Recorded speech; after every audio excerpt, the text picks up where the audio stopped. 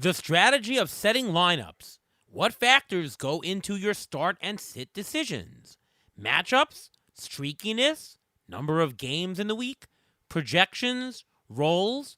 We'll go through all these factors to consider for your thought process. Plus, we'll have some trade deadline deal reviews, waiver wire, pitcher preview, injuries, and more. RotoWire's Clay Link joins us on the Beat the Shift podcast next.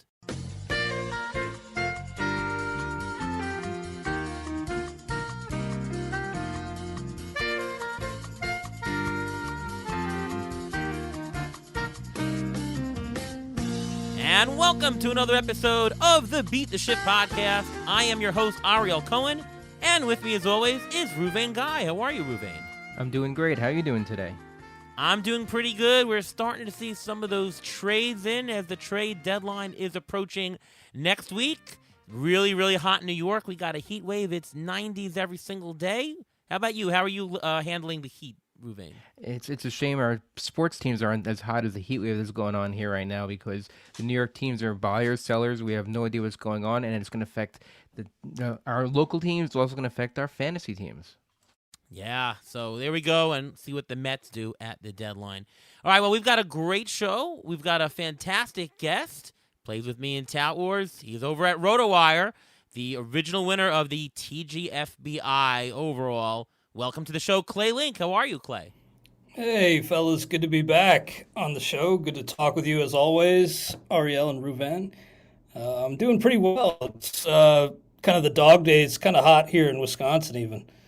Humid hot. So it's trying to battle through and stay laser focused to the end of the season. Absolutely. Well, we've got a great show, and we're going to talk a lot about lineups. As you might have been setting some of your lineups along the way. And there's a lot of strategy involved. There's trade deadline strategy. So we're going to talk a lot about all of that. And let's just throw the question out for you very generally, Clay. You know, when you set your lineups, and this week was a tough one because there was a lot of teams playing 5 games, playing 7 games, and there's always questions. What do you look for in general when setting your lineup in terms of players, whether to play the active ones or swap them out for a bench guy? Well, I bet you guys are like me in that the process for setting lineups really begins with Fab and kind of looking at what I need. You know, has anybody been placed on the IL or option to the minors? Are guys losing out on playing time? What holes do I need to fill? So the lineup setting process really ties into the Fab process, and it starts the weekend before. And so looking ahead, I usually try to stay kind of focused on the half weeks in the NFBC. If guys are playing only 2 games, I'll usually swap them out unless it's a superstar player.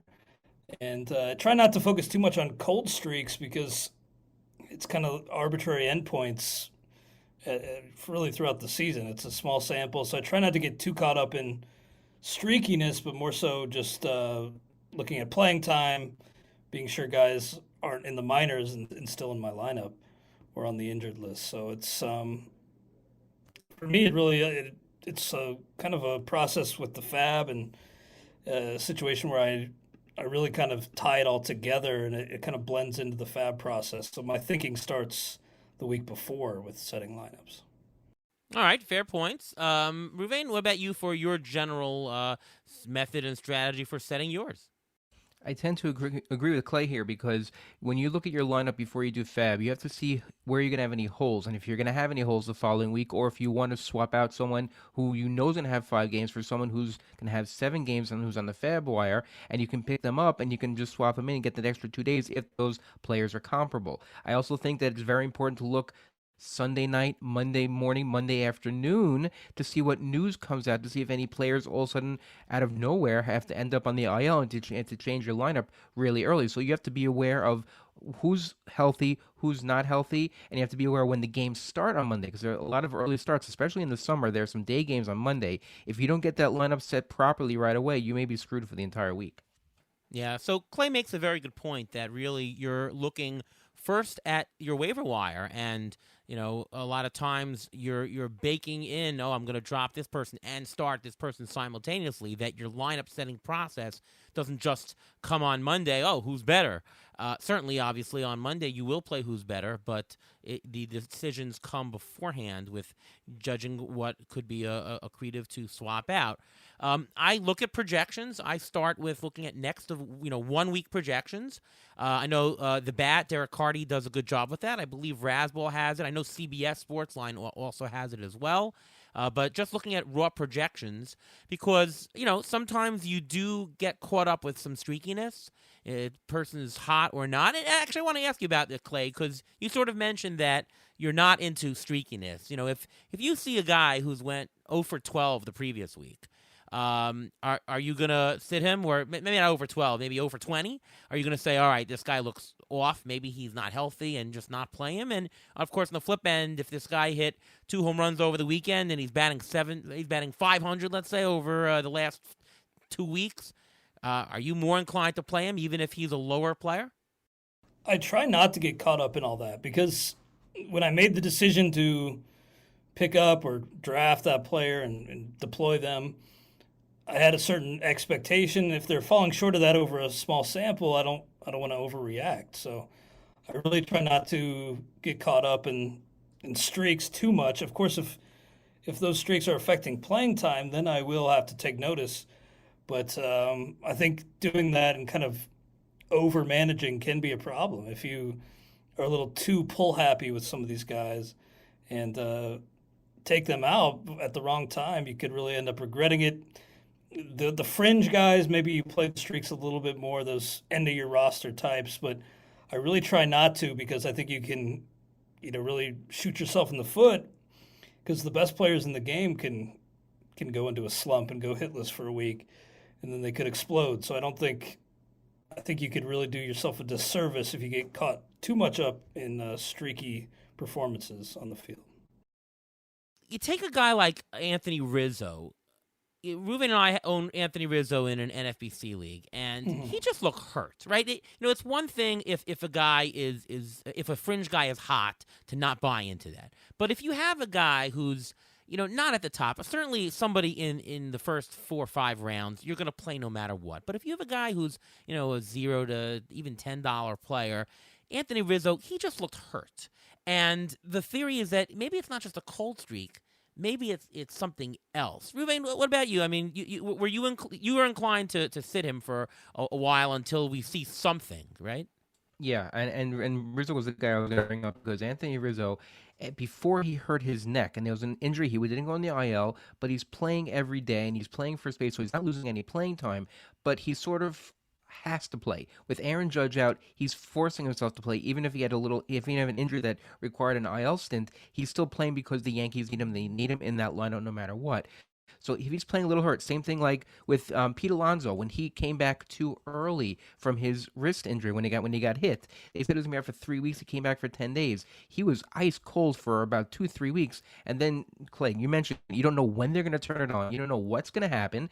And Alonso he has found what's going on. He figured it out, and maybe he's just 100% healthy now. But Rizzo is still the same thing. He homered over the weekend, but 1 home run over a weekend after not homering for about a month and a half, that's still a cold streak for him, and it's very hard to keep someone in that lineup, even if you have a better option. Like, and knowing NFBC, we picked up Patrick Wisdom, and we've been playing him instead. And I think even having him in the lineup is better than having an injured Anthony Rizzo, or what I think is an injured Anthony Rizzo who's underperforming. Yeah, Anthony Rizzo is a really good, really tough example, because he's one where my stubbornness probably would have, backfired, because I probably would have kept him in through a lot of that until it just got to the point where it was just so obvious that he was not himself. But I probably would have kept him in my lineup far longer than I should have, because I am kind of a stubborn person. Yeah, I mean, certainly with Pete Alonso, he was hurt, and he did underperform, and you probably shouldn't have had him in your lineup. But, when you get to that stage, Pete Alonso was a second rounder this year. what's the opportunity cost? Who you're playing instead of him? Are you going to pick up somebody from the waiver wire to play over Pete Alonso, right? Just like the team decides, you know what, Alonso's better than whatever. Alonso at 80% is better than whatever option that we have, or Alonso at 50% is probably better than whatever other option they had for the minors. They figure, do that. Well, you should probably do that for your fantasy team too. Certainly, if you have a fringe guy versus another fringe guy, take the hot one over the cold, right? It's all about drawing the line in must start. Where's the line in must start for the hitters? Now, that's hitters, but what about pitchers? If a guy is struggling and has thrown, I don't know, 3 games in a row of clunkers, 5 runs or more, I tend to, unless he's at the very top, unless he's talking about, a number 1, maybe number 2 pitcher, I tend to maybe want to sit them with 3 clunkers in a row. And conversely, if you have somebody towards the bottom who's had 3 starts in a row, unless you can see that the person's very lucky, maybe, look at the BABIP, very lucky, strand rate is ridiculously lucky. If they look legit, strikeouts are up, walks are down, I would continue rolling with them and saying, you know what, there's something there. Like Yusei Kikuchi is my example that I saw him really early, looked really good, and I said, you know what, it looks legit. I'm going to pick him up. I'm going to keep playing him, and I would play him over maybe some of my other fringe guys because I like the stats. So I think the streakiness for pitchers, I think 3 games in a row for me of either hot or cold is an indication, of course, assuming that there's no luck involved. Do you agree with that, Clay? Yeah, I think so. I think with pitching, you can kind of get a sense. 3 starts for a pitcher, I think, is more telling than 3 games for a hitter. So I think you can read a little bit more into a pitcher's success or struggles over a 3-start sample than you can for hitters. But I still think you want to, you don't want to make any sudden roster moves. You don't want to drop a guy who's struggling if you believed in them preseason. I think. I had a guy like Graham Ashcraft on a few teams, and it was going really well and really poorly, and now it's going well again. So I think you want to maybe ride out some streaks with pitchers, and sure you can make some lineup changes, but I think I need a bigger sample before I actually drop a pitcher. I wouldn't want to cut a guy who's got some upside, but maybe has hit a rough patch. Like maybe like a Blake Snell earlier this season, that could have really burned you if you'd in a shallower league dropped him amidst his struggles. Well, what about I'll give you an example. What about Joe Ryan? Joe Ryan has been very good all year, but look what he's done recently. He's in his last start, 3 2/3, 4 runs. The start before that, 6 innings, 4 runs, 3 runs against Oakland, 5 runs against Baltimore. I mean, is that a streak where you want to think about sitting him? He's supposed to pitch possibly against St. Louis this coming week. Is this a guy you just have to ride with, or are you more concerned that there's something underlying, something going on? Oh, that's a good question. I think with a guy like Joe Ryan, you have to just ride him out because realistically, what are your, like kind of what Ariel alluded to, who are you going to have on your bench or who are you going to pick up that's going to realistically be an improvement over Joe Ryan? Maybe you could look at somebody and say, oh, yeah, maybe with this matchup he could be, but the overall body of work is still really strong. And this is such a hard game. Think about Manny Machado through the end of June had like a 686 OPS. Now that's on the hitting side, but I think either way, pitchers can, even if they're really good, kind of fall into a little bit of a slump. Maybe their mechanics get out of sync a little bit. And I don't want to miss out on what could be a big rebound from Joe Ryan. So next week against St. Louis, I feel great about turning him loose there. I really want to focus more on the overall work. And if a guy is really struggling, maybe there's an injury, but I don't want to put too much stock into the performance over a few starts. Hey, what do you do with the Yankee pair of pitchers, Luis Severino and Domingo Germán? Severino has been really bad all year. Lately, you've had a couple of good starts, a couple of bad starts. Germán, he's been up and down. He had that no-hitter, and then he had a blow-up. Game. You're selling him short. Sorry. No-hitter. Perfect game, Domingo Germán. And then, he was terrible against the Mets the other night. What do you do with that? Oh, I'd love to hear what you guys have to say, but I think with Germán, there's so many like long balls. It's hard for me to trust the guy who gives up so many homers. He's given up 9 in his last 6 outings. The K to walk looks good, but even with that perfect game built in, he's got a ERA over 5.5 over his last 6 outings. So he's a guy that I think is very much fringe in most leagues. Probably going to be bouncing on and off rosters the rest of the way, but I'd probably hold on to him in the 15-teamer because of the Ks. But I think in a 12, he's going to be a guy who's added and dropped, and that's probably how he should be treated. A guy who's just bouncing off rosters the rest of the way. Well, I have him in Tout Wars in the same league as you, 12-team league, and I might be dropping him. Again, it all depends on who's available instead, right? Yeah. Severino, I have no idea about. I'd love to hear if you guys have any read on him. Well, we actually have him in NFBC. I think we have him in NFBC. Or we have him in one of the leagues. Labor. In labor, I'm sorry. We have him in labor.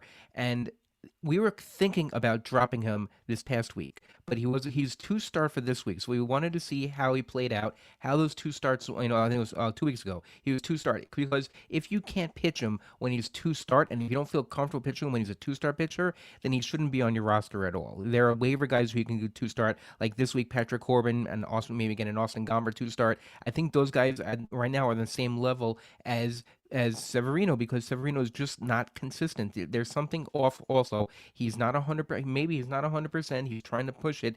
There's something not right, and I just don't feel comfortable with 1-start. And if it's 2-start and you can't start him with 2-start, then you have to drop him. But I think he's a whole just because he has that potential. I hate to use the word, but potential of all those strikeouts, and the projections gave him a lot of strikeouts, and hopefully he will get those strikeouts for you because even if you get that 1-start pitcher on the waiver wire, you're not going to get as many strikeouts out of them as you may get out of Severino. Clay, what do you do when setting your lineup in terms of matchups? And I guess it's a combination of matchups and picking up off the waiver wire, right? I mean, are you looking at the teams that they face? Are you looking at lefty-righty for hitters? Are you looking at whether they have 5 games versus 7 games for a pickup? Are you looking at, oh, wow, here's a lefty platoon guy. Is he facing righties or lefties? Like, what things come into play for you when trying to make your pickups towards setting your lineups? Yeah, I think, I will take a glance at Todd Zola's weekly hitter rankings over at RotoWire just to get a sense of, which teams, match up well or have good favorable matchups against certain pitchers and which, platoon players could be on the outs for playing time in a half week. So I'll look at that, but it's more so just, games for me in the half week. If a guy's playing 2, like I mentioned, I want to usually get him out. If he's playing 3 against an option that I have playing 4, I'll dive in a little bit deeper and weigh things. But, and too, if I have a guy like Jock Peterson or somebody like that, and I'll just want to be sure that they're not facing a bunch of lefties in a row. So, I don't really start any short side platoon bats, but I will want to check my strong side platoon bats to be sure that they're not, facing a slew of same-handed pitchers in a given week. But typically for me, I'm focusing more on matchups on the pitching side and just doing what I can on the hitting side to plug any holes. Yeah, no, I agree. Pretty much. The thing about the number of games is that, and we talked about this last week and a couple times in the show, that if you have a guy, let's say in the let's say for the whole week playing 7 games, he's let's say a $5 player, and you have a guy who's a $20 player playing 5 games. If you do the math, the stats are going to be almost even or even favored by the guy who plays 5 games, right? A guy who's playing 7 games, maybe he's on pace for, 65 RBIs from his stats all year, and the $20 player who's only had 5 games, maybe is on pace for 85. But you do the math, if you take 5/7 of a number, you're still going to get more stats from the guy playing the 7 games, right? Even if he's a better player, even if he's a worse player than the guy playing 5. And when you're having the half week in the NFBC, playing 2 games versus 3 or 2 games versus 4, I mean, there's no contest. Even if you take the top guys, I mean, I would never sit a first rounder, but let's say a guy in the fifth round. I don't know. I might be playing some of these fringe waiver wire guys, as long as they're regular players, right? Not platoon guys. I'll be playing them over the guys with only 2 games almost every single time if they have 4. I mean, do the math. It's double the stats. You're not getting double the value from playing a hero, right? But that doesn't apply for like your top 4 or 5 picks, right? Like you're not going to swap out Nolan Arenado, for on 2 games for 3 from some, Jake Berger or somebody like that. No. There's obviously a line up top which you're never playing, Yeah. and of course, the opportunity cost, like who you're replacing with, it goes all the way down to the bottom. But there might be situations where you have a middling guy. Maybe your third outfielder who has 2 games versus a fifth outfielder type who has 4. That's, to me, an easy decision to go with a guy who has 4 games, provided he's not a platoon player. Yeah, I think that's smart. I mean, I think over the course of a season, if you do that, you're going to come out well ahead because you're adding, I don't know, 100 at bats, maybe more. If you play those if you add those games to your lineup and swap out guys with only 2.5 weeks. So, yeah, I think Yeah. it's all about accumulating. But top 5 or so picks, 5 rounds, I will pretty much leave those guys set for the whole season. But there's one thing you have to think about, though, because those guys you're going to swap in that have 3 games instead of 2, those guys may be just home run guys or just maybe stolen base guys. You have to see whether or not that fits what you need in your profile for your team. Like if you need stolen bases and that guy plays 2 games and another guy plays 3 games, I don't know if I want to do that because the chance of him maybe playing, maybe not playing. Let's say you have like a John Birdie type player, whether you want him in your lineup or not. If he's playing every day, then fine, take him. Then no problem. But you don't know if he's going to. Some guys you don't know if they're going to play every day, and that's the risk you take when you get these quote unquote fringe players that you don't know whether or not they're going to get the full playing time, whether they're going to play both games, whether they're going to play 3 games, whether they're going to get the stats that you want, because there's no guarantees in that. Oh, Yeah, absolutely. let's be clear. Sorry to interrupt you, Ariel. Let's be clear that over the course of the season, we all bat like 550 on our borderline lineup calls. You're gonna get a lot wrong, so you just got to try to minimize those ones you get wrong. You're gonna leave some stats on your bench, but you can't really worry too much about that because every other player is making those, getting some wrong on the fringe lineup calls, just like you are. So Now, I do want to talk about 2-start pitchers. I mean, just go back 5 years ago, and whoever was a 2-start pitcher, you'd be like, let's pick him up, unless he's really at the bottom. But there was always a number of pitchers who'd be like, okay, 2-start, let's give it a shot. Here's 5 2-start pitchers, and take one of them. I find that nowadays that not to be true, and for 2 reasons. Number one, the quality of the players who are fringe and available on the waiver wire, especially in the 15 or deeper type leagues, they're just not there. Like, there's nobody who you say, wow, let's give a chance. They're all 5 ERA guys, just nobody even to think of. But furthermore, there's no win potential. I mean, you have guys who are fringe, they're going 4 innings. And if they're going 4 innings, 2 games, sure, they're pitching 8 innings for the week, but there's 0 chances for a win, right? You're picking up the 2-start pitchers because you think that you're going to get a potential for a win or maybe 2. You're not getting that anymore. I'm more inclined to not overdo with those 2-start pitchers. Either focus on a good 1-start or even play a good middle reliever who might get you. Only caveat to that is there are some fringe pitchers who, if you somehow are okay on ratios and you're okay on wins, and they just do get the strikeouts, they get 5-6 strikeouts to start, well, then your 2-star pitcher, we're talking about 10, 12 strikeouts. That's already something. But otherwise, I'm not inclined to go for those anymore. Thoughts, Clay? I think you make a lot of really good points there, Ariel, because we've talked a lot about 2-star pitchers on our Friday podcast over at RotoWire, and one of our listeners did a little bit of a study, I think it was last year, 2 years ago maybe, found that only about 60% of the pitchers who are projected for 2 starts actually end up making that second turn, whether it's due to rain out, injury, you know how it is. shuffling in the rotation. So you're really not, it's kind of a coin toss if you're even getting that second start. You're right that pitchers aren't going as deep into games, so the win potential isn't there. I think, yeah, it's also a situation where I think the fantasy community at large has kind of gotten smarter, and a lot of these guys aren't freely available on the waiver wire to pick up for two. So it's a combination of things, but I think you're right that two-star pitchers kind of coming less and less desirable because a lot of them struggle, they're fringe guys, and B, they might not make that second turn. So it's you look at the guy, you think you might have two, but I think you got to really consider that tentative and not give them a big edge over a one-star guy who may be better skilled with a slightly better matchup. Ruben, do you agree? Yeah, and I think you have a better chance sometimes of getting a win using a reliever because a lot of relievers are getting a lot of wins and they're not going to hurt you as much in your ERA and WHIP. And you may not get the strikeouts, but you still may have a possibility of gaining in two categories, possibly a third with the wins. When you have a two-star pitcher, you're trying to gain the wins, but you're sacrificing possibly sacrificing ERA and WHIP and the strikeouts. These two-star pitchers are not high strikeout pitchers.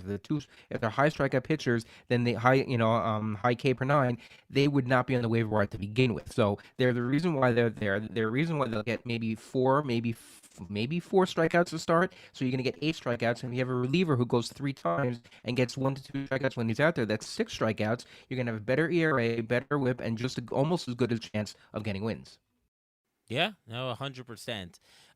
Clay, in terms of your roto leagues, at what point do you consider category standings when setting your lineup? So, usually in the first part of the year, we're playing your best player no matter what, right? You don't play crappy players. You don't look for it there. But at some point, we know at the very end, when you see, oh, wow, I need a couple of steals, I'm okay with homers. What point in the season do you switch and say, all right, before I set my lineups, I got to look at the standings and my position first? Well, typically around the All Star break, I'll do full evaluation of my teams, kind of take stock of where I'm at in certain categories, and maybe start to, try to corner certain categories at the expense of others. I don't like to do that much earlier in the season because it is such a long season and it takes a while for these categories to really take shape. So I don't want to get too caught up in chasing certain stats until about the halfway point of the year, the All Star break, and I won't really put that much into action until around August 1st. So I really stick to the best 23 players I can for the first 3 months or so. What about you guys? Do you start to look at where you're at in the categories earlier than that?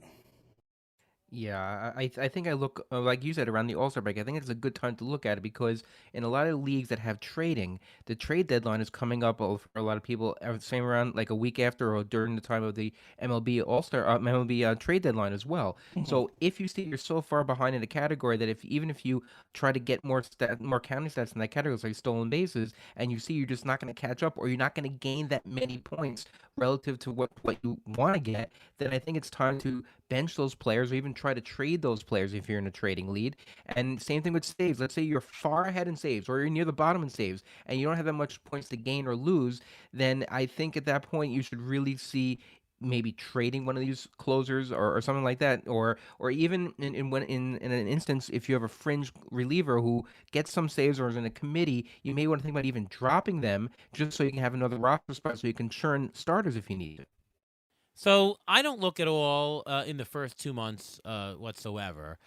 The only caveats to that, though, are in the initial draft. If you see where you are in the standings in terms of projected categories, and if there's a big imbalance, then I might check that. But assuming it's all even, then I don't need to. The other caveat in looking at it early is if you have an injury to a guy, either in a top guy who just does a lot of different categories, then I might check that league a little bit more because I'm being hurt at the top. Or if there's a category specific guy, I mean, if you had Luis Arias, and and he's hurt, then you would check your batting average.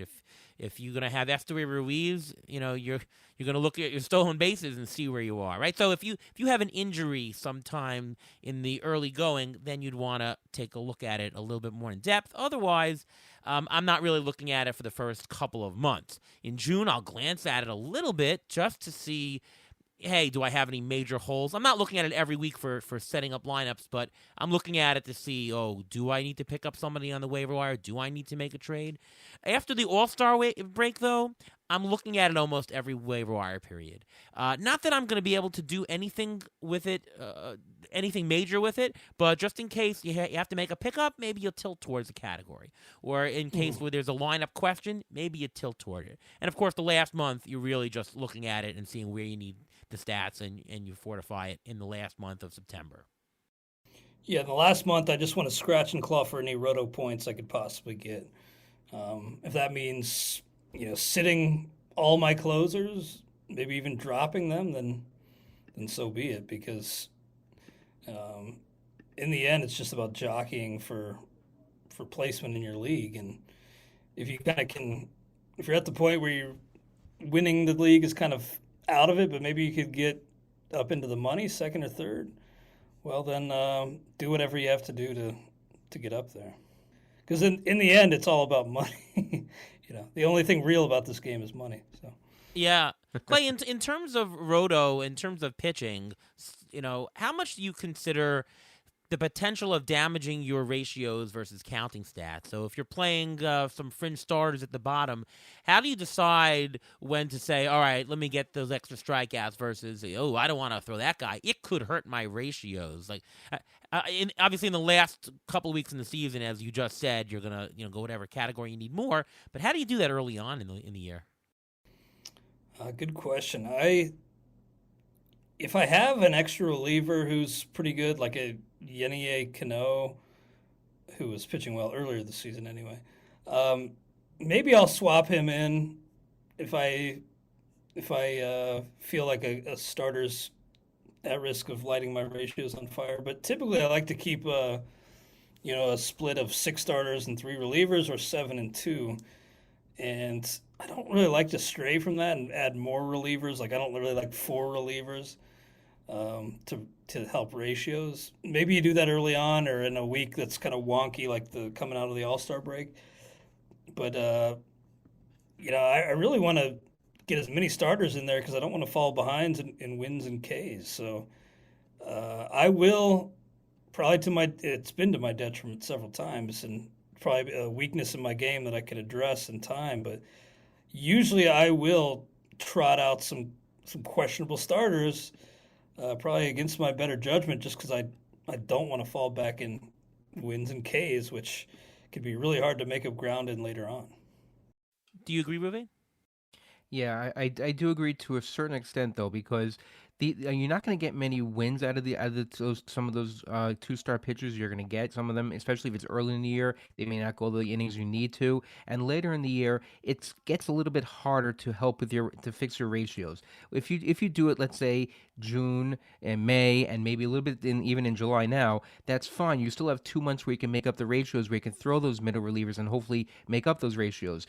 But I don't want to do it to the detriment of how I'm doing overall, because if you see that you're in a position where your ERA and WHIP can take a hit when it comes to the ratios, and then I'll throw out the 2-star pitcher. But I think if I'm going to lose points initially with it, I'm a little nervous because it's hard to gain those points back right away. And also remember, you're playing against other teams, and they're looking at the ERA and WHIP also. They may play the reliever game instead, and you have to mix and match and try to fit. Each league is on its its own bubble, and you have to figure out how that works. But I tried to stay away from especially some of the 2-star pitchers that I know are questionable, and I will actually do that. I will throw 4 relievers at a time. I will throw 4 closers, especially early on in the season, and we've done that because that's when the closers have their jobs, and you know that they're going to have the opportunity to get them. But I don't like throwing out the questionable starts. I like the 2 starts, but I don't like throwing out the questionable starts.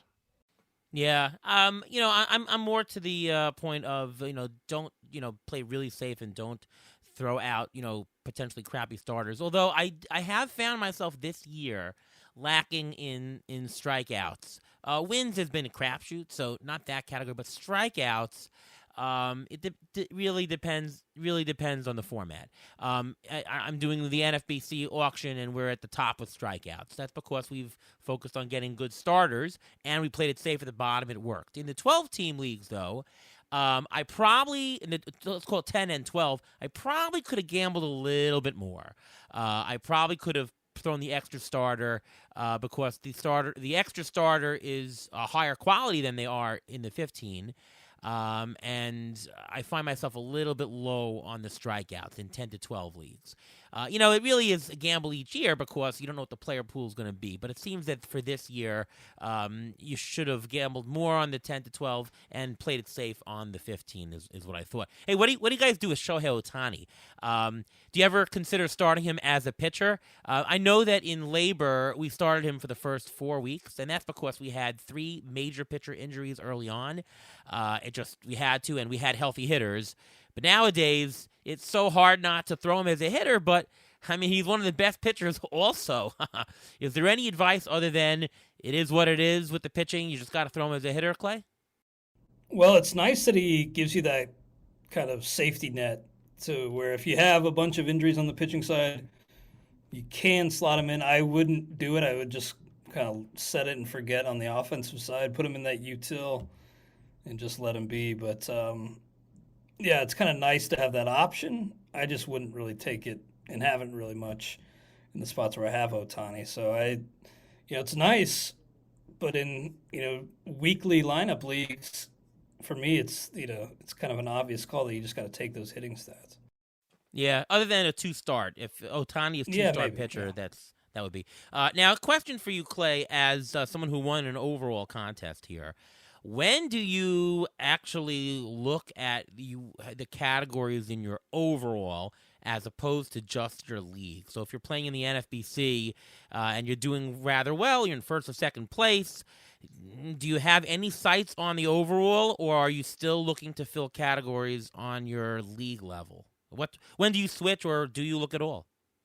It's funny. I was talking about that with Todd Zola, who also won an overall in the TGFBI, and he kind of made a good point that when things are going that well, your lineup just kind of sets itself. Like you just kind of keep rolling with what got you there. So I don't really. When I was fortunate enough to be in the lead in TGFBI, I was just enjoying the ride. Basically, it was just I couldn't really make a ton of bad calls. I wasn't shooting myself in the foot, and I was just kind of hoping to keep that streak going. And so, at the end, maybe I took a glance, but I think I pretty much kept my same lineup construction and then everything throughout the season. So if things are going well to where you're competing for an overall, I would say that you shouldn't overthink it, and you should basically just ride with what got you there. So I don't think you can do yourself a disservice by getting too deep into the weeds.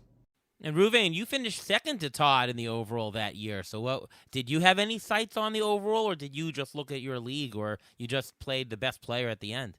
Well, in my situation, in my league, I was blowing everyone out. I had like a 20-point lead, so I wasn't even looking at the league anymore. For the last 6 to 8 weeks of the season, I was looking at the overall. I was trying my best to try to see what I can do to get there. I never was able to overcake Todd Zola. He did end up beating me by like a couple of points, but I think we have a team right now in NFBC in the auction league that we are 30th overall and we're second in our league. The top, I believe it's the top 12 that pay out if you're going to if you're talking about the overall. I don't think it's worthwhile to look at the overall yet because you're still jockeying for position in your regular league. If you don't place in your regular league, usually you're not going to place in the overall anyway. So I think you have to concentrate on your regular league first. Maybe if you're still in it or you're in the top 30, let's say, when it comes down to mid-August and beginning of September, then you can start looking at it. But a lot of times when you're at the top, you're looking at both. You're looking at looking to where to improve. A lot of times where you have to improve in your league is where you have to improve in the overall anyway. All right, good points. And before we talk more about some trade deadline players, it's time for the Injury Gurus Trivia of the Week. So that's exactly what we're going to be talking about right now. We're going to be talking about noteworthy trades of value from team to team and who we're going to drop, who we're going to hold on to, and everything like that. So, my first question, and this trivia question, is going to deal with the first player we're going to be dealing with. And there are 4 closers in baseball. There have been 4 closer relievers, let's say relievers, who have 10 or more saves and an ERA over 4. Who are they? 10 or more saves this year and ERA over 4? This year, and an ERA over 4 this year. Who are they? Go first. Okay, well, I'm going to say Alex Lang. No, he just missed it. He's just under 4. I'll Okay, start with Kyle Finnegan. No. So one of them happens to be one of the guys we're going to talk about, and that's Pierce Johnson. He has an ERA over 5, and he has over 10 saves. Now, there's one other guy on this list who has an ERA over 5 also with 10 saves. Could you guess him? Scott Barlow? Scott Barlow. His ERA is over 5, and he's got more than 10 saves. I think he has 12. But the 2 other pitchers we're missing, A.J. Puck. His ERA is over 4, and A.J. Minter. He's not the closer anymore, but he was closer long enough he got more than 10 saves, and his ERA is also over 4. So Pierce Johnson was the guy who I'm referencing here because he was traded to the Braves. And when he's traded, he was a partial closer, and now he's not a closer at all coming to the Braves. So Clay, is he just going to be a straight drop in your leagues right now? I think so because of how many quality arms are ahead of him in that Atlanta bullpen. So, Iglesias has been awesome. I mean, Yates or Minter's on the IL, but they got Joe Jimenez, Yates. I don't see him getting a ton of leftover saves. So maybe if you're a league that counts holds, sure you hold on to him. But I think generally in a 5x5 traditional mixed league, you cut Pierce Johnson. Yeah, Pierce Johnson is an easy cut in almost every single format. Maybe a very deep NL only, maybe, but he's a cut. All right, so a couple of other noteworthy trades, talking about change in fantasy value. Kike Hernandez was traded to the Dodgers, and just to lump it in, Ahmed Rosario was also sent to the Dodgers in exchange for Noah Syndergaard. I think Noah Syndergaard is not worth playing anymore. But what about Kike Hernandez, Ahmed Rosario? Rosario had been cut in a lot of even shallow leagues. Kike Hernandez, any of these guys worth owning more? I would probably say yes to both now. Kike Hernandez probably now viable in 15-team league as a injury replacement, and Rosario now becomes more interesting. The RBI opportunity, the run scored opportunity. I like that move for him for his fantasy value. Do you agree, Clay? Yeah, I think he probably will play quite a bit. I still don't know if Med Rosario's a great option. Because I think they do kind of like Miguel Rojas, so I don't know if it's going to be a Med Rosario as the regular there right away. Could be, but Kike, I think they kind of made clear that if he was coming back aboard the Dodgers, he's going to fill a very niche role. So I think he's only against lefties and probably you said maybe 15 could be, but I think that might be kind of pushing it. I would probably hope for a better option. Ahmed Rosario, though, at least gets a little bit of life into him. And if he was dropped, yeah, I think you cut him or you pick him up. But I think you do so with the knowledge that he's going to have to earn his playing time on this Dodgers team. It's not going to be handed to him. And the fact that Rosario is 27, Miguel Ross is 34. I think down the stretch, Rosario may get a little bit more playing time, but I think to begin with, he may actually lose some playing time because he was almost a regular in Cleveland. Here, he's not going to be almost a regular because they have so many guys who play so many different positions. Kike Hernandez can play the infield. Chris Taylor can play the infield. They have so many guys now. They have a glut of multi-position eligibility players on that team that it's going to be basically it's a merry-go-round. You don't know who's going to be starting when, and it's very hard to if you want to start him in your league. If you start him for a week, how many games is Rosario going to play? Let's say they have a 6-game week. Is he going to play 4 games? Is he going to play 5 games? Or is he going to play all 6? So he's a guy that if you really want to get those counting stats, I don't think you really count on him because he may actually have a downturn in playing time. Yeah, that's true. I mean, Kike Hernandez, maybe 15. You're right. Clay is a little too aggressive. I just know that the Dodgers like him. I mean, they had him before. And Rosario, I think it's a wait and see. I think you might be surprised that he'll start more. I mean, he's had a lot of multi-hit games in the last couple of years. He's been a good batting average player. Maybe the Dodgers see something. So I think that we got a couple of days before the weekend. I think you can see how often he starts. And of course, if he does, then I think his value goes up. And maybe you're right about his playing time going down. I'm going to say that he'll probably be on the optimistic side. So if you're in a pick up at any time kind of spot, and you're in a 10-team league and he's available, I think you should definitely give it a shot. He's definitely worth the try. Another trade that had. Do you mind if? Well, I was gonna bring up another trade. I just kind of would love to hear what you guys think about the Angels publicly pulling Shohei off the market and then trading for Giolito and Ronaldo Lopez. I was not necessarily surprised that they pulled they pulled Otani off the market, but I was a little surprised they traded two top prospects for Giolito and Ronaldo Lopez. Yeah. With the wild card having with each league having three wild card teams, the chance to make it is so great, and the Angels are they're there. I can't say that they will make it. Certainly they've got some injuries too, but hey, they have a chance. According to the ATC projections on Fangraphs, the probability for the Angels making the playoffs is, well, actually, it's only 15%. So, it's 1 in 6. Yeah, I mean, the thing is that it's also political. It's also about the fans. How can you trade away Otani? How can you do that? You got Mike Trout on the team. It's just a bad message to the fans. You also lose the ability to sign him. Maybe they want to sign him. Maybe they are going to be an aggressive bidder, and certainly if they trade him, that they're out. I think that the pulling Otani is less of a surprise to me. The going for Giolito is a little bit more surprising. I mean, they don't have to. They could try what they have. But maybe it's a message to the fans, and you never know. I was never a big Giolito fan in general. Obviously, it's a much better spot for him to play in, more wins, better ballpark. As far as Reynaldo Lopez, I think that's a minor trade. That just helps the bullpen. I'm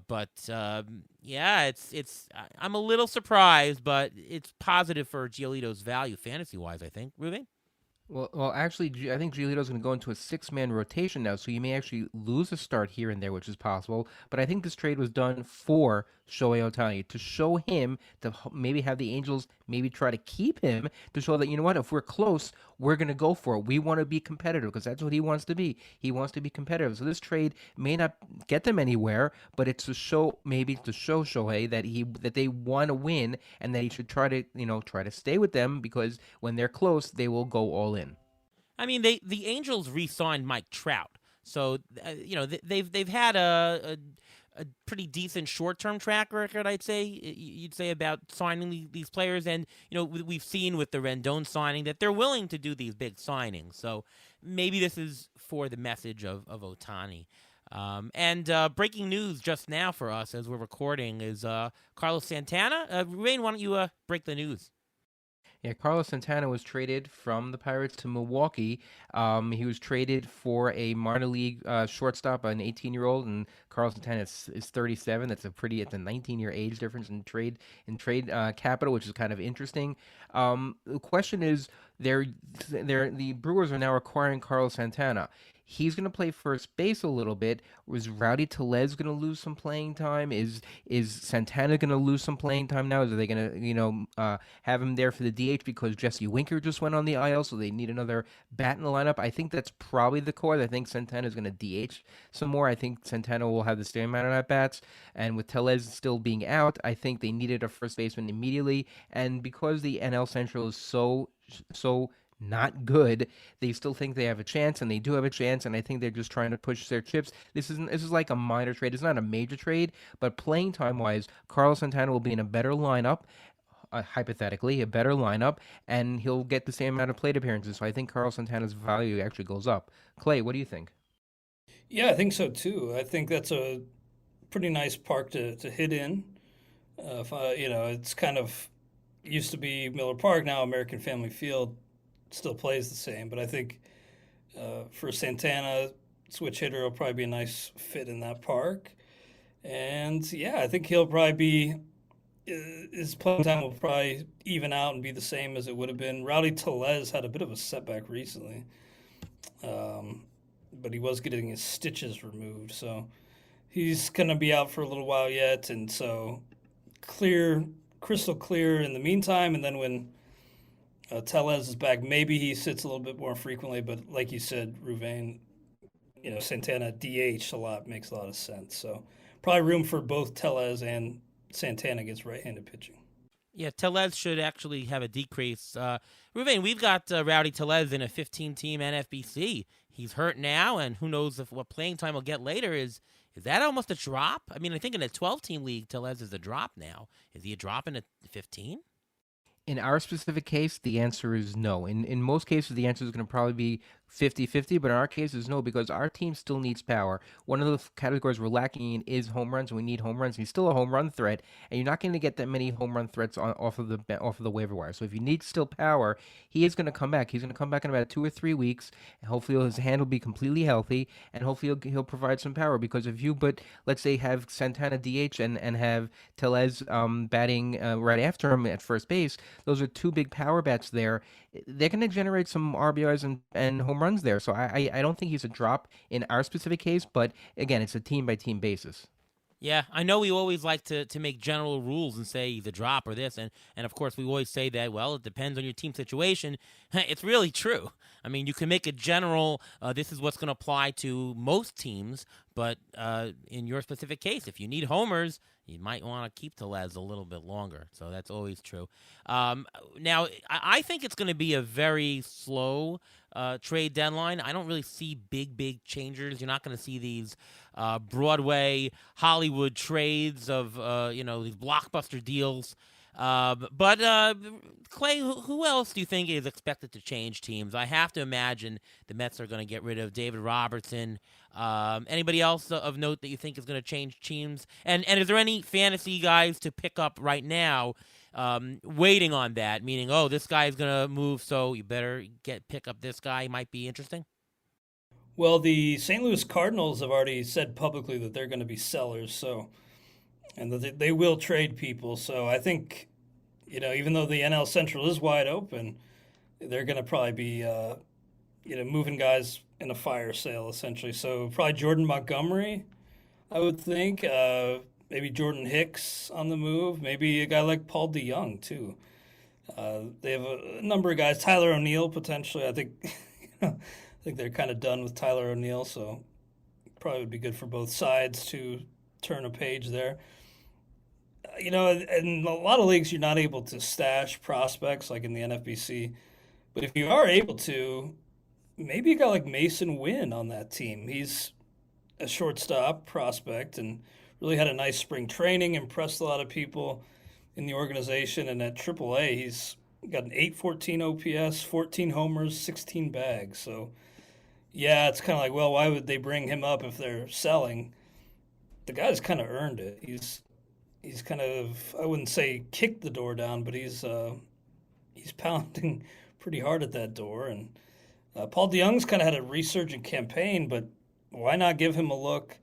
I know Tommy Edmonds kind of inching closer, but I think you can maybe give Mason Wynn a look down the stretch if he's available. You can maybe pick him up.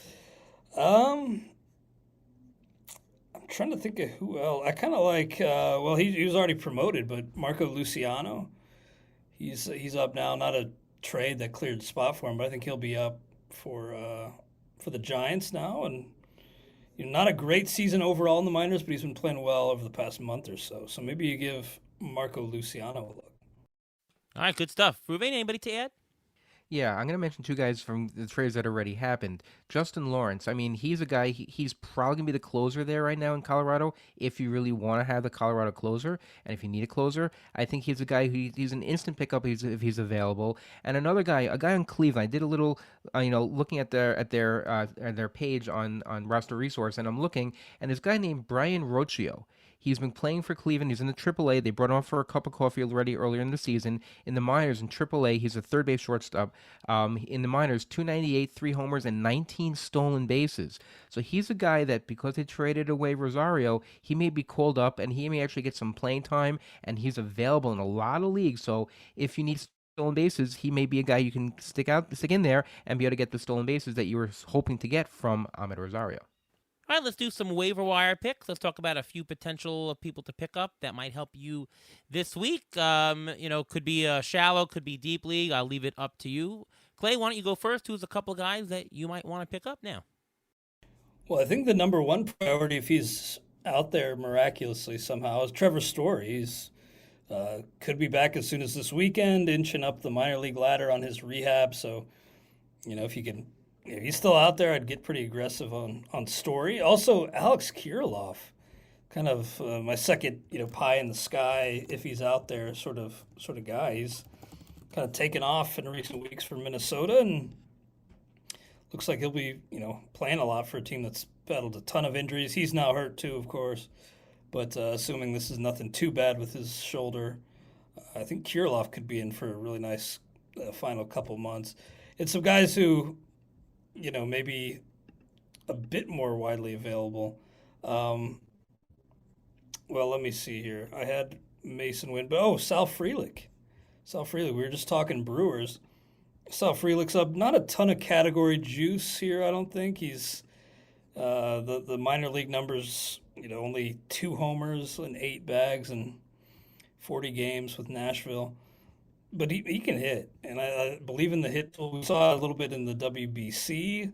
A great start for him with the Brewers, 5 for 12 with 5 walks against only 2 strikeouts. So I think Sal Frelick's a guy who, if you can, live with him maybe not being the most exciting, impactful guy in the stolen base and home run categories, he could be a nice net positive for you in the end. And finally, I'll say Kevin Ginkel because I just picked him up in a league. Maybe a short window. Maybe Arizona goes and trades for a closer, but I think any window for a closer is useful. So I think Kevin Ginkel should have a nice little stretch here where he can close. Yeah, no, good call on Ginkle. Definitely someone to look at. Frelick, by the way, also has a homer in this first couple of games. Yeah, that's right. Think Stephen Kwan. That's sort of the type of player that you get from Sal Frelick. Very unsexy, but should get on base a lot. The hit tool's really good average. Will give you a couple of bags, occasionally a homer. So it's, again, somebody with overall good value, even though if he doesn't look like he's really picking it in any one single category. Stephen Kwan is sort of my comp for him. Ruvain, what about you? Any guys to pick up?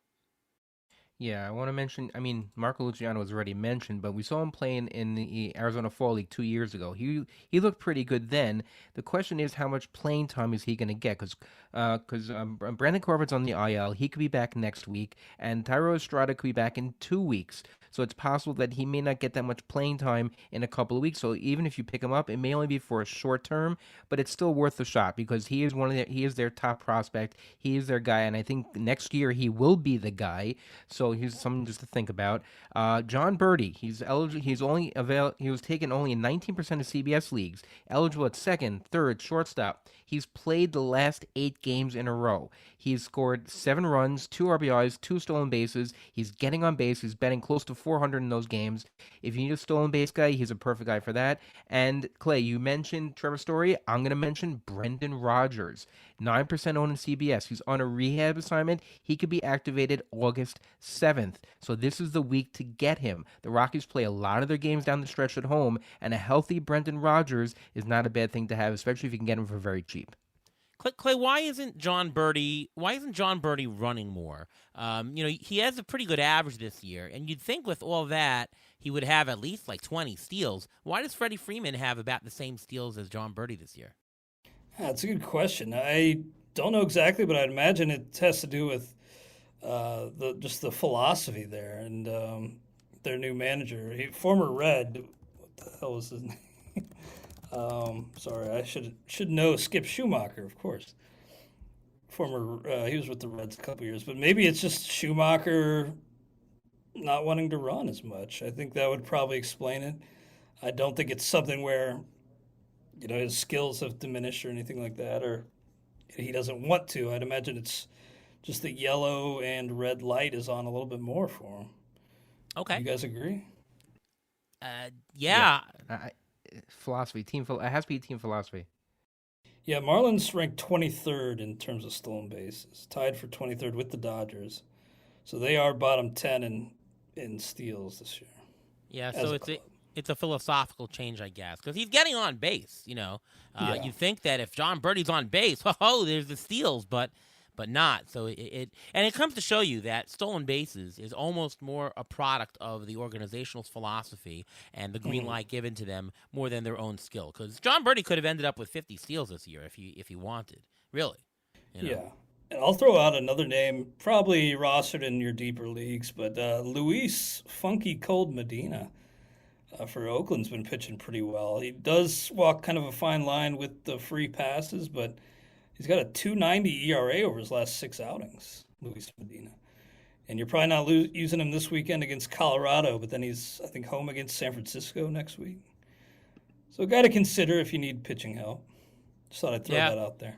Now, before some other pitchers, I'll just give you some of my picks here. Aside from what we already mentioned, Kirilloff's teammate Max Kepler, only 15% owned. I was high on him before the season started. He's hot lately. He's now up to 14 homers overall, and that's with all his injuries. And since June 30th, 4 homers, batting .316 and 15 RBIs. So I think that's somebody to take a look. Maybe he was not healthy before, but he's almost a 25 home run player who can have a decent average, and they bat him in the heart of the lineup. So I think Kepler is interesting. You think he could be traded? I think he's a name that I've heard rumored in trade. Sorry to cut you off. And he would fit very well in left field in Yankee Stadium, I think, because they don't have a left fielder. And they've been rumored to the Yankees so many times that there's a very good chance he may get traded there because the Yankees and Twins have a history of trades.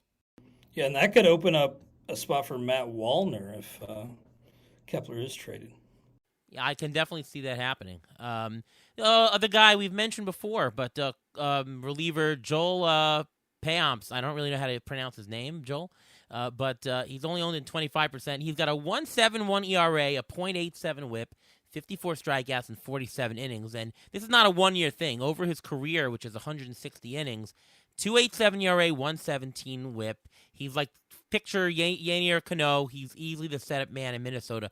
By the way, the last time he gave up a hit or a walk was 7 outings ago on July 6th. And the last time Pamps gave up a run was 17 outings ago, June 10th. The guy has been unbelievable. 0 ERA and a .35 WHIP with 21K to 21K in 17 innings ratio. That is crazy. He's been fantastic. He's been the best reliever in baseball in that stretch. So, maybe he's due for a blow-up, but this guy looks good. Ruben and I went to see a Brewers game, Brewers versus the Mets in person, and, man, that guy looked really, really good. Yeah, his stuff looked electric. It looked even better than Devin Williams that night that we saw him. His stuff was biting, and the Mets were flailing away. I mean, the Mets do that a lot, but the Mets were flailing away, and he looked overpowering at that point. And he doesn't throw 100 miles an hour, and he just looked overpowering. Yeah. All right, pitcher preview. Anybody to add in terms of pitchers to pick up? Let's go to Ruvain first. All right, I got a couple. Now, we're talking about the 2-star and possible, whether or not you want to do that or not. I have one possible 2-star pitcher next week, and that's Jose Quintana, if he's still on the Mets. He's 32% on CBS right now. He's possible 2-star at Kansas City and at Baltimore. I like the 1 start against Kansas City. I'm not so thrilled about the second one at Baltimore because it's at Baltimore, and Baltimore is good, but he is 32% owned. He's available. His last couple starts, he's a 3.27 ERA. He's got 8 strikeouts in 11 innings, so he's a guy to think about. Now, I have 2 other single-start guys that are a little bit more appetizing, and that's Adrian Hauser. He's only 8% owned in CBS, which means he's available, and he's facing Washington at Washington. I like that matchup. That's a very good matchup, I think. In Adrian Hauser's last 3 starts, he's gone 16 2/3 innings with 19 strikeouts. So he will get you some strikeouts when playing against Washington. For Milwaukee, he has a good chance of wins. And another guy who you may want to think about, it's Ross Stripling. I don't know how far he's going to go in the game, but he's only 15% on in CBS, and he's playing at Oakland. Anyone at Washington or at Oakland, sign me up. Well, you really ripped my list. Those were my guys, really. So good job, Ruvain. I know we'll be on par for pickups this week. How about you, Clay? Well, a guy who I kind of had in my head, he's been kind of disappointing this year, but then I looked, he's got 11 wins. So he's probably not going to be out there in a lot of leagues. But Taijuan Walker at Miami, then versus Kansas City next week. Somehow was dropped or sitting out there. Go out and get him. And then this one's kind of a stretch because I think we've kind of all been burned by him at some point. He's starting tomorrow, but then next week he lines up to face your Mets at home. Brady Singer. Now, again, we've all kind of been down this road. It hasn't been pretty for the most part, but he's, aside from one bad outing recently, he's pitched okay lately. His last 5 starts, he has a 3.66 ERA, 23 Ks. Not a guy who's going to miss a ton of bats, but if your Mets sell off a few pieces, that outing next week could be pretty nice for Brady Singer. So I'd consider him if you're desperate for an arm. Maybe Ryan Yarbrough too on that team. It's scraping the bottom of the barrel, but he's a deep pull if you need a guy. He went 6 innings earlier this week. Yeah. Now, the interesting thing is when you're looking on the waiver wire, very important for pitchers, look at pitchers who go deeper into games.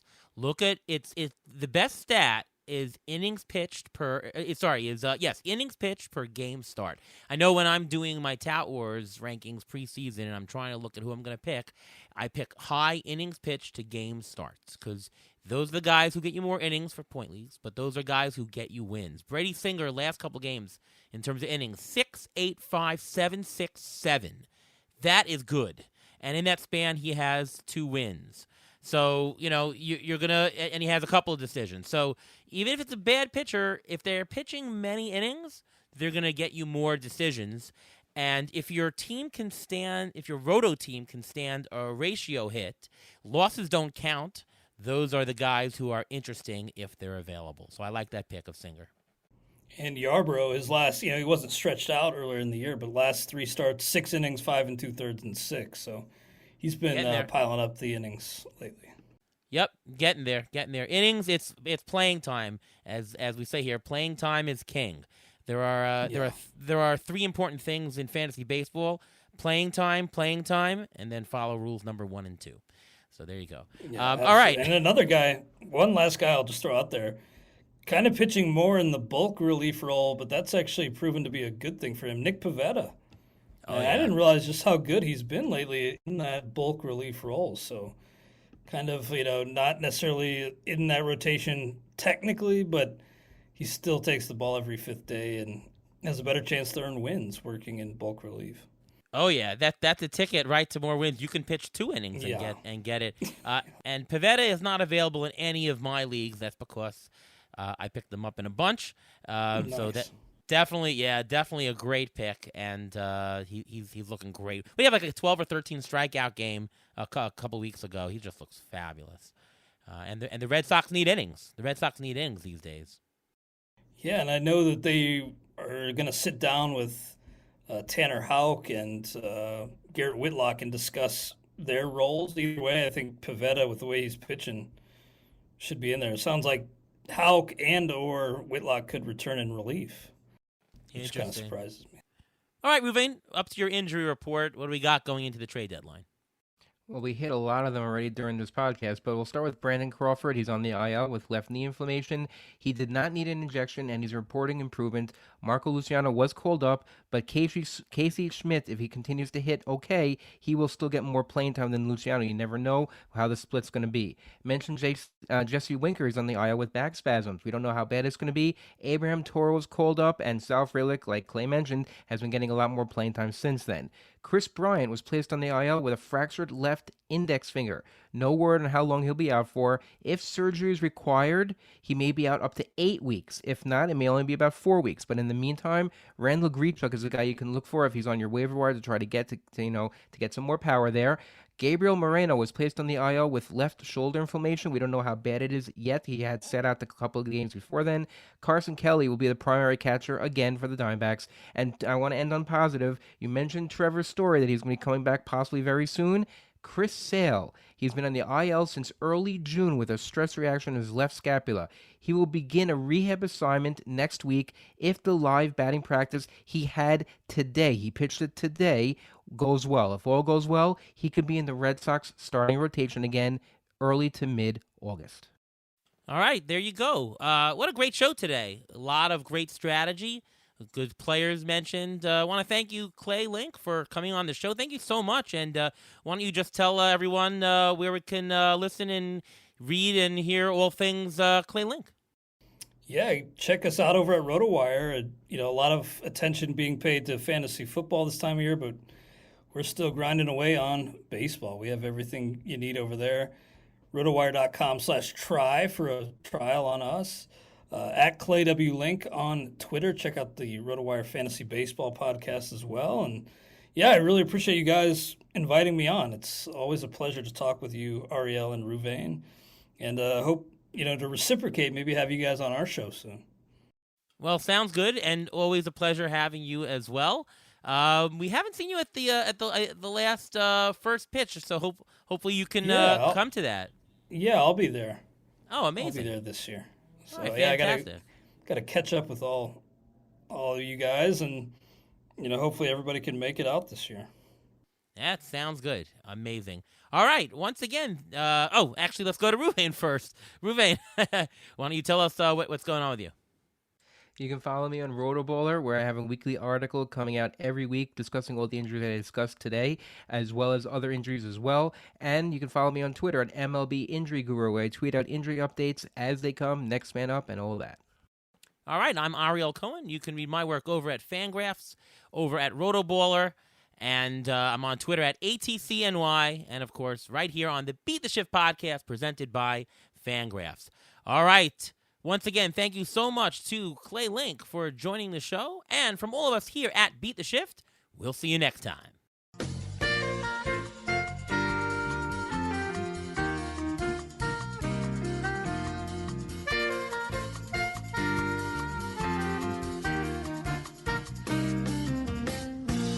Thanks for listening to the Beat the Shift podcast presented by Fangraphs. Follow us on Twitter at beat_shift_pod.